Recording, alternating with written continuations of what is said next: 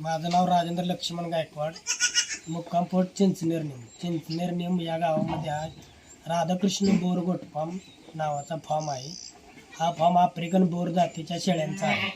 मी 1 जून 2018 रोजी आर्मीतनं रिटायर झाल्यानंतर 22 जून 2018 रोजी शेळी पालनाची सुरुवात केली. पहिल्यांदा मी उस्मानाबादी शेळ्या पाळल्या, त्याच्यानंतर शिरोई जातीच्या शेळ्या होत्या माझ्याकडे. शिरोई जातीचं जास्त वेळ भाकडकात जास्त असल्यामुळे त्याच्यानंतर मग मी प्रत्येक जातीची एक शेळी पाळून केलं, त्याच्यावरती अभ्यास केला. तुमच्या बोर, सानेन, बिटल, उस्मानाबाद, कोटा, त्यात मला 3 जाती योग्य वाटल्या. सगळ्यात स्ट्रॉंग आणि बंदिसला वेगळे म्हणजे जे प्रतिकारक शक्ती चांगली असल्यामुळे मी आफ्रिकन बोर जातीच्या शेळ्यांची निवड केली. त्या आफ्रिकन बोर जातींच्या शेळ्यांचं वैशिष्ट्य असं आहे की ती कमी वेळात चाऱ्याचं मांसात जास्त रूपांतर करण्याचं प्रमाण त्यांच्याकडे जास्त आहे. दुसरी गोष्ट, ह्यांच्याकडे प्रतिकारक शक्ती चांगली आहे आणि बंदिसला या शेळ्या चांगल्या म्हणजे प्रतिकार आपल्याला चांगले प्रतिसाद चांगल्या देतात. त्यांच्या पिल्लांची वाढ वगैरे झपाट्याने होते.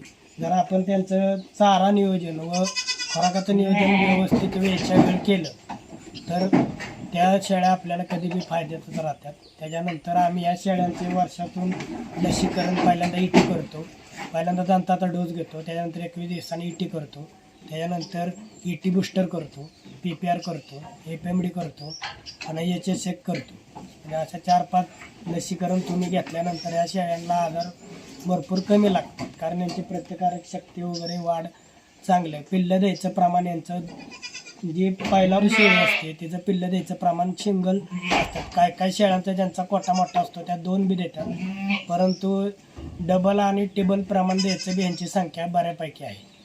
आणि ह्या शेळ्यांची प्रतिकारक शक्ती चांगली असल्यामुळे मी सगळ्या जातीतून ह्या जातीचीच निवड केली, कारण ह्या जातीचं ब्रीडिंग मार्केट चांगलं आहे, स्ट्रॉंग आहे. सोशल मीडियाचा वापर करून आमचं जसं व्हॉट्सअप ग्रुप आहे शेळी पालनाचं, त्याच्यानंतर इंस्टाग्राम आहे, फेसबुक आहे, गोष्टींचा वापर करून शेळ्यांची विक्री करतो.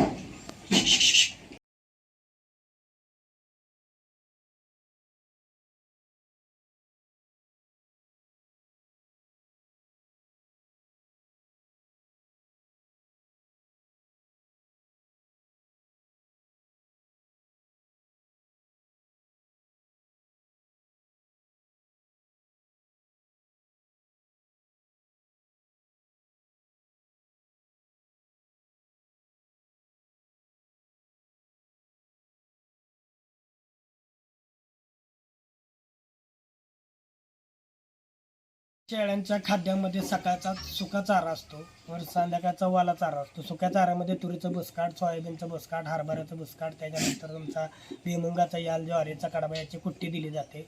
व संध्याकाळी वाल्या चाऱ्यामध्ये तुती, चिवरी, हादगा, त्यानंतर नेपेर घास, स्मार्ट नेपेर घास यांची कुट्टी दिली जाते.